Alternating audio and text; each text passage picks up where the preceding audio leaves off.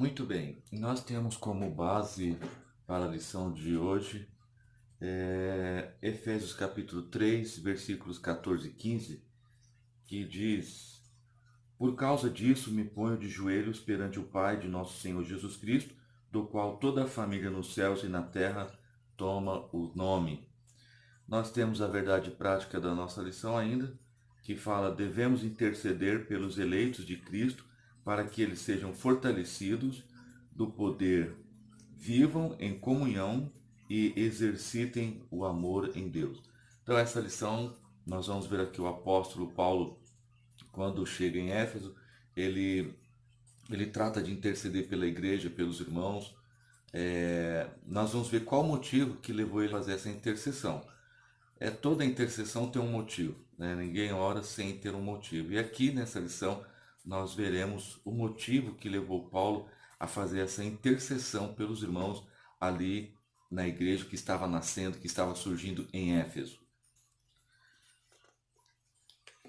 O primeiro tópico da nossa lição fala sobre corroborados com o poder do Espírito. Corroborar quer dizer fortalecer. Então vamos estar falando aqui nesse primeiro tópico sobre o fortalecimento. Era necessário fortalecer esses irmãos. O primeiro item desse tópico fala sobre as riquezas da sua glória. Paulo apresenta sua oração confiando as riquezas de sua glória a Deus. O apóstolo já havia declarado que Deus é o Pai da glória, cheio de abundantes riquezas de sua graça, o que significa que ele é possuidor de todas as glórias e despenseiro das ricas e ilimitadas bênçãos. Em razão disso, Paulo pede para que a igreja seja fortalecida com poder. Então veja aqui, nesse primeiro ponto, dessa riqueza da glória, nós vemos aqui interessante, Paulo apresenta a sua oração. Nesse contexto aqui, oração, é muito importante a igreja ter a oração, ter o período de oração. A oração fortalece o crente, a oração traz ânimo para prosseguir a jornada. Paulo, ele vendo aqui que os irmãos vindo do templo de Artemis, ali da deusa Diana, ele sabia que esses irmãos precisavam de um fortalecimento. E na verdade, esses irmãos, eles estavam dando crédito à palavra do apóstolo Paulo. Paulo, percebendo que esses irmãos davam crédito às suas palavras, ao peso, à responsabilidade da pregação da palavra, isso levou Paulo a viver uma vida de intensa oração em prol à igreja em Éfeso, essa nova igreja. Eu até fiz alguma anotação aqui.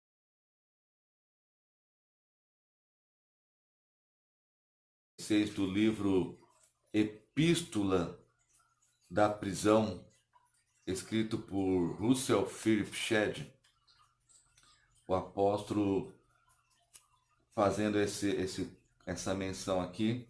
Shedd, ele fala o seguinte, página 46. Inicialmente, porque é que Paulo ora, e veremos que é o peso da responsabilidade. Muitas pessoas estavam sendo edificadas sobre Paulo, e ele sentia esse peso. Ele sentia a necessidade da oração e da intercessão por esses novos cristãos. Aí está a causa. Então veja, Shedd, ele olhou o texto, observou o texto, analisou o texto e viu que realmente Paulo estava intercedendo pelos irmãos que estavam chegando, né? E ele viu essa responsabilidade. Então, aqui a lição diz que, em razão disso, Paulo pede para que a igreja seja fortalecida com o poder. Então veja, aí está a responsabilidade, né, que cada líder tem, cada pastor de igreja tem, de estar orando, de estar intercedendo pela igreja, no sentido de que eles estão ouvindo a palavra de Deus. É bem certo que um ou outro não vai dar crédito. Isso é óbvio.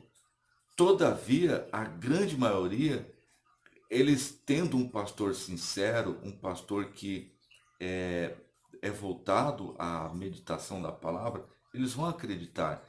E aí, esse pastor, ele tem que estar intercedendo pela sua igreja, pelas ovelhas da igreja, né? Porque elas estão ouvindo a palavra que ele prega, a mensagem que ele traz. E essa oração vai edificar esses irmãos cada dia mais ao ouvir a palavra de Deus. Ainda aqui no ponto 2 fala sobre fortalecidos com o poder. Então, na primeira nós vimos as riquezas e a sua glória. Agora vamos ver fortalecidos com o poder. Primeiro pedido do apóstolo é para que a igreja seja corroborada com o poder pelo Espírito no homem interior. Aqui, Efésios capítulo 3, versículo 16, parte da leitura da própria revista, né? O apóstolo diz assim, Efésios capítulo 3, versículo 16, para que, segundo as riquezas da sua glória, vos conceda que sejais corroborados com poder pelo seu Espírito no homem interior. Então, esse corroborar quer dizer que estejam fortalecidos no Espírito, no seu interior. Todos nós necessitamos desse fortalecimento. A igreja, os crentes precisam ser fortalecidos. E o que fortalece o crente é a oração. A oração é importante. Você que não ora, passe a orar. Passe a ter momentos de oração. Reserve um dia, uma hora do dia, para que você possa orar, buscar a Deus, falar com Deus. Isso é muito importante. Então, nós observamos aqui que, com o poder pelo Espírito no interior do homem, certo? Ainda continua dizendo a lição aqui, ó. Essa petição não quer dizer que a igreja em Éfeso não estivesse o Espírito de Deus, mas que ela fosse continuamente revigorada com o poder e, consequentemente, em seu fortalecimento diário. Então, veja, o apóstolo, quando ele está solicitando, né, que esses irmãos, que esses novos crentes, eles tivessem esse poder no espírito, na parte interior, não quer dizer que eles não tinham o espírito. Eles tinham sim o espírito. Todavia, o que o apóstolo está fazendo aqui é uma contínua oração. É que eles estivessem continuamente, porque muitos, ao decorrer dos dias, possa ser que, devido às lutas, tribulação, o fracasso, às vezes vem a derrota e a pessoa para. Não, não podemos deixar isso acontecer. Deve ser contínua a nossa vida espiritual, uma vida de espírito na presença de Deus, buscando ao Senhor, louvando ao nosso Deus. Amém? Então veja que o apóstolo está falando que fosse contínuo esse revigor na vida de cada um deles. Na parte 3 fala habitados por Cristo. O apóstolo também orou para que Cristo habitasse pela fé nos corações dos santos, o que também não significa dizer que Cristo não estivesse presente na igreja em Éfeso. No versículo em questão, o verbo grego é katoikein, significa habitação permanente em oposição e habitação temporária. Isso indica que a oração apostólica era para que Cristo habitasse continuamente na vida da igreja. Então veja essa questão de estar habitados com Cristo ou por Cristo é muito importante a habitação de Cristo na vida daqueles irmãos, né? Eles necessitavam, eles precisavam. E aqui o apóstolo ele faz uso desse verbo que é o katoiken, que quer dizer que a habitação de Cristo fosse permanente, ela não fosse temporária, né? Na antiga aliança, nós vimos o sacrifício que os judeus faziam, eram tudo temporário aquilo, mas na vinda de Cristo, né? Quando Cristo veio, a presença dele deveria ser permanente, não temporária, por algum período, por algum instante, não. A presença de Cristo deve habitar em nós permanentemente. Isto é, todos os dias devemos ter a presença de Cristo em nossas vidas. E isso é importante quando nós temos a presença de Cristo em nós. E não só na nossa vida, mas na própria igreja, né? A presença de Cristo estar na igreja. Cristo fazer parte no culto. Isso é muito importante quando Cristo está no culto. A igreja está reunida, a igreja está unida ali, num só propósito, num só objetivo, e ali nós temos Cristo permanente no decorrer do culto. Nós partindo para o subtópico 2, que fala arraigados e fundados em amor. Esse arraigados, que a palavra quer dizer enraizado, vem de raízes, né? Então aqui nós vamos ver primeiro o amor, a virtude cristã. Nas Escrituras, o amor é atribuído a um atributo divino. Então, esse amor aqui não está se relacionando ao amor humano, não, mas um amor de Cristo, o amor divino. Então, veja, aquele que não ama não conhece a Deus, porque Deus é amor. 1 de João capítulo 4, versículo 8, vai falar isso. Foi por amor que Cristo se entregou para o resgate da humanidade. O amor é o resumo da lei e dos profetas, o sinal dos discípulos de Cristo, a prova de filiação com Deus, e deve ser expresso por meio de atitudes concretas. O amor é a maior de todas as virtudes e o princípio que norteia o fruto do Espírito. 1 Coríntios capítulo 13, o versículo 13. Então veja aqui na lição, nós estamos vendo aqui que foi por amor que Cristo se entregou para resgate da humanidade. Quando nós olhamos essa questão amor, a palavra amor, ela é muito falada, porém pouco praticada. Muito se fala sobre o amar ao próximo, todavia as pessoas, quando vê o próximo necessitado e carente, elas não dão aquela devida assistência que esse irmão ou essa pessoa precisa. Não precisa ser o irmão da igreja, basta ser um ser humano. Ele é carente da nossa ajuda, do nosso amor. Cristo, ele morreu não foi por uma ocasião, não. Ele morreu por amor às vidas, às pessoas. Morreu pela igreja, né, dando a sua vida por ela.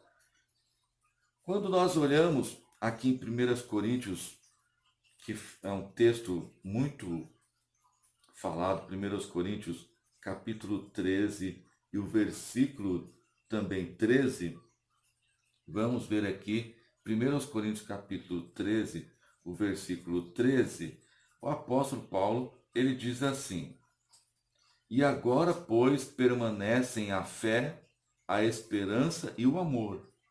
Esses três, mas o maior desses é o amor. Então veja, o apóstolo Paulo, ele reconhecendo aqui a importância do amor, o quanto o amor ele é importante para a igreja, para o ser humano, para as vidas, para as pessoas. Quando nós olhamos aqui esse texto, ele nos chama a atenção porque diante de um povo vindo do templo de Artemis, um povo que eles amava aquelas práticas que eles faziam ali, porque Diana era a deusa da fertilização, né, da prosperidade, da caça, da agricultura. E o apóstolo Paulo, ele apresenta o amor de Cristo para resgatar essas pessoas. E eles começaram a ver a importância das palavras que ele falava sobre o amor, essa virtude cristã, né? Então, é interessante quando na igreja nós apresentamos o amor de Cristo para as pessoas, o quanto Cristo ama essas pessoas. Muitas pessoas estão na igreja e elas vêm do mundo do pecado porque lá no mundo elas não têm elas não são amadas. Elas podem ter o amor que seria o amor eros, o amor storge, o amor filéus, mas elas não têm o amor ágape. Elas não têm quem os ama de verdade. E a igreja deve se preocupar em ensinar o amor de Cristo, o quanto Cristo ama estas vidas. Louvado seja Deus. Então, o amor é a maior de todas as virtudes. O item 2 aqui fala assim, ó, arraigados e fundados em amor. Após rogar ao Pai pelo poder do Espírito e a habitação de Cristo, o apóstolo clama para que a igreja possa também compreender a praticar o amor. Compara os santos como uma planta bem enraizada em uma casa alicerçada. Veja que o apóstolo está trazendo à memória desses irmãos que o amor de Cristo ele deveria ser muito bem arraigados, enraizados, aprofundado dentro de cada um deles, né? Comparando os santos como uma planta enraizada.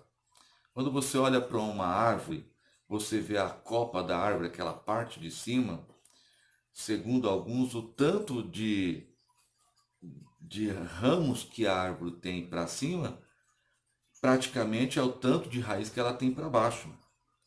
Por quê?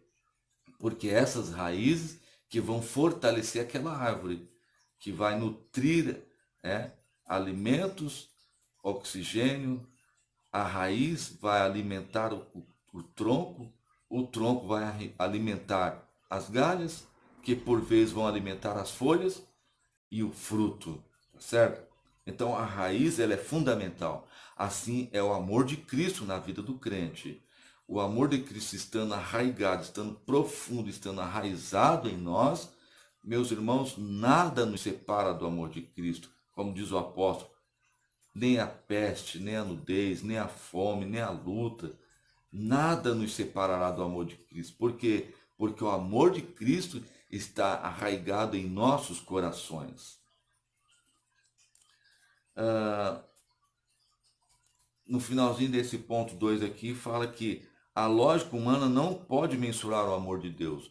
Isso é, o apóstolo chega à conclusão que o homem, o ser humano, não consegue dimensionar a profundidade do amor de Deus, né? A largura, a profundidade que tem esse imensurável amor de Deus para com as nossas vidas. Bom, a intensidade do amor de Cristo, item 3. Somente o Espírito pode fazer entender e experimentar a grandeza do amor de Deus. Paulo pede para que os crentes conheçam a intensidade do amor de Cristo. Aqui, Efésios capítulo 3, onde está a lição, o verso 18 e 19, o apóstolo ele fala: poderdes perfeitamente compreender com todos os santos qual seja a largura e o comprimento e a altura e a profundidade, e conhecer o amor de Cristo que excede todo o entendimento, para que sejais cheios de toda a plenitude de Deus. Então veja, o apóstolo está dizendo exatamente aquilo que os irmãos em Éfeso precisavam ouvir. Qual seria a profundidade, a largura, o comprimento do amor de Cristo na vida deles. Isso é a intensidade, o quanto Cristo ama a sua igreja. Cristo ama a sua igreja não pelo fato de que ela é a maior organização na face da terra, não. Cristo ama a sua igreja porque ele deu a sua vida por ela. Ele se entregou por ela. Ele a amou-a a ponto de dar a sua vida. E isto é gratificante. Isso é algo que não tem explicação. Saber que alguém amou uma instituição a ponto de dar a sua vida por ela, a ponto de se entregar por ela, né? Então veja, a intensidade, não há como medir o amor de Cristo para com a igreja, para com as pessoas. Aqui na lição ainda diz assim: o apóstolo sabe que o esforço humano não pode atingir essa meta. Então, quanto mais o homem se esforçar para atingir essa meta de viver uma vida na plenitude de Deus, ele não vai conseguir. Por quê? Porque o seu próprio esforço é insuficiente. Ele vai depender de Cristo, vai depender do esforço do nosso Senhor e Salvador Jesus Cristo. Para quê? Para que tenha uma vida plena, uma vida de fato arraigada em Cristo Jesus. Ele depende do próprio Cristo para viver uma vida plena diante de Deus. Os subtópicos, o tópico 3, o último tópico da lição, fala: a bênção de Deus excede o pensamento humano. Primeiro, a dimensão das bênçãos divinas, ao concluir a ousada oração, Paulo lembra e é capaz de fazer muito mais abundantemente, além daquilo que pedimos ou pensamos. Isso indica que Deus pode fazer ultrapassar em muito nossos melhores anseios e desejos. Quer dizer que a mente humana é incapaz de alcançar a dimensão da bênção divina. Nesse sentido, Paulo declara que as coisas que sequer subiram ao coração do homem, as que Deus preparou para as que o amam. Nós olhando aqui ainda em 1 Coríntios capítulo 2, e o versículo de número 9, nós vamos ver quando Paulo ele está tratando esse assunto. 1 Coríntios no capítulo 2, versículo 9, ele fala o seguinte: mas, como está escrito, as coisas que o olho não viu e o ouvido não ouviu, e não subiram ao coração do homem, são as que Deus preparou para os que o amam. Então veja, Paulo, ele percebendo, né? Paulo ele tinha uma boa percepção, e ele vendo esses novos crentes chegar, eles tendo esse interesse, acreditando na pregação, dando crédito à pregação, o próximo passo de Paulo aqui, no caso, é a oração, é a intercessão por esses irmãos, é a busca em Deus para que esses irmãos eles pudessem estar de fato alicerçados na palavra que eles ouviam. Por quê? Porque a mente desses irmãos, como diz aqui, elas não conseguiam compreender essa dimensão. E a partir do momento em que ele orava, aí o Espírito de Deus ia trabalhando, ia tratando. É por isso que ele escreve aqui, em 1 Coríntios capítulo 2, versículo 9, que as coisas que o olho não viu, e o ouvido não ouviu, e não subiu ao coração do homem, são as que Deus preparou para aqueles que o amam. Veja que a importância em que ele tinha em reconhecer a necessidade dos seus irmãos. É importante que nós, pastores, tenhamos esse momento de oração para ajudar os nossos irmãos, para que eles tenham esse anseio, esse desejo de buscar ao Senhor, de estar na casa do Senhor. Existem muitos e muitos irmãos fracos na fé. Existem muitos irmãos que não suportam as lutas, eles não conseguem vencer. E aí você tem que estar lutando, você tem que estar, como dizia o meu pai, você tem que estar labutando espiritualmente por eles, né? Para que eles possam entender, compreender o quanto eles são amados por Deus, por Cristo Jesus, o nosso Senhor. Partindo aqui para o, o item 2 do tópico 3, nós vamos ver aqui convite para adoração.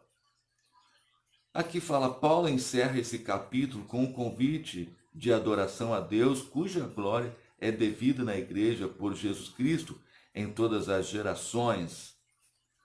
Capítulo 3, versículo 21, aos Efésios, ele fala, a esse glória na igreja por Jesus Cristo em todas as gerações, para todos sempre. Amém. Então, ele está fazendo menção aqui à glória de Cristo na igreja. Interessante é que, na continuação, para nós termos um só raciocínio aqui, fala que a conclusão paulina não poderia ter sido diferente, mas versículos anteriores ele discorreu acerca da boa nova do mistério revelado, das muitíssimas riquezas de Cristo conferidas à igreja, a grandeza do poder de Deus, da infinitude do amor e de todas as bênçãos divinas que excedem a compreensão humana. Além dessas, as demais bênçãos, a única coisa a ser acrescentada era louvor a Deus. Então, nesse ponto aqui, nós temos adoração a Deus e louvor a Deus. E há uma diferença entre um e outro. Muitas das vezes, nós não compreendemos essa diferenciação entre adoração e louvor a Deus. Primeiro, adoração a Deus. O que é adoração? Adoração é reverenciar, é devoção, é respeito, é admirar ao Criador, a Deus, a divindade. Muitas das vezes falta em nós esse discernimento. Paulo, ele está orientando a igreja aqui a ser uma igreja que ela pudesse ser uma igreja adoradora, que adorasse a Deus, adorasse a Jesus Cristo. Eles, estando ali, eles prestassem atenção, eles reverenciassem a divindade, a Deus, a Cristo Jesus. Quantas das vezes falta isso em nós? A adoração no culto é uma irreverência ao culto, é uma andação, é uma bebeção de água, é um tal de ir no banheiro todas as horas, é um tal de conversar, agora é um tal de ver celular no culto, é um tal de ficar levantando, indo lá fora, no corredor da igreja. É uma falta de respeito a Deus. Pessoas estão dentro da igreja, mas não estão adorando a Deus. Outro fato interessante é louvor a Deus, é louvar a Deus. O que é louvar a Deus? É cantar, é glorificar, é um ato de gratidão. Quantas pessoas não têm prazer de cantar na igreja? Principalmente o cântico congregacional. O cântico congregacional, ele é muito importante na vida útil da igreja. Cantar os hinos da harpa, as igrejas que usam harpa, outras usam o cantor cristão, outras usam o inário, né? Não importa, é o cântico congregacional. São hinos maravilhosos, são hinos que edificam a nossa alma, são hinos que edificam a nossa vida espiritual. A igreja precisa pôr essas duas coisas em prática: adoração, respeito, estarem reverentes ao culto, não ficar conversando, não ficarem distraídos e prestar adoração contínua a Deus. E depois passarem o quê? A louvar a Deus, a glorificá-lo através de louvor, é sentir o cântico, o hino que você está cantando. Você louva, preste atenção à letra, você sente a letra daquele hino na sua alma, você se regozija, amém? Então fica aí essa lição para nós. Que Deus te abençoe, que Deus te ajude, que Deus te guarde, que Deus possa fazer compreender na sua vida as palavras dele. Essa lição traz para nós o momento de viver uma vida de oração, de contínua oração. Assim como Paulo orientou a igreja, nós possamos ser orientados em Cristo Jesus a vivermos uma vida de oração. Amém? Que Deus te abençoe. Estamos aí para ajudar. Isto é uma aula, não é preparatória, de fato é uma aula. É como se estivéssemos na escola, lá na igreja, lá no templo, ouvindo ali o professor, tá certo? A preparação é diferente, exige outros métodos. Então aqui estamos diante de uma aula. Que Deus te abençoe e te guarde. Que Deus possa proteger a sua casa em Cristo Jesus. Amém.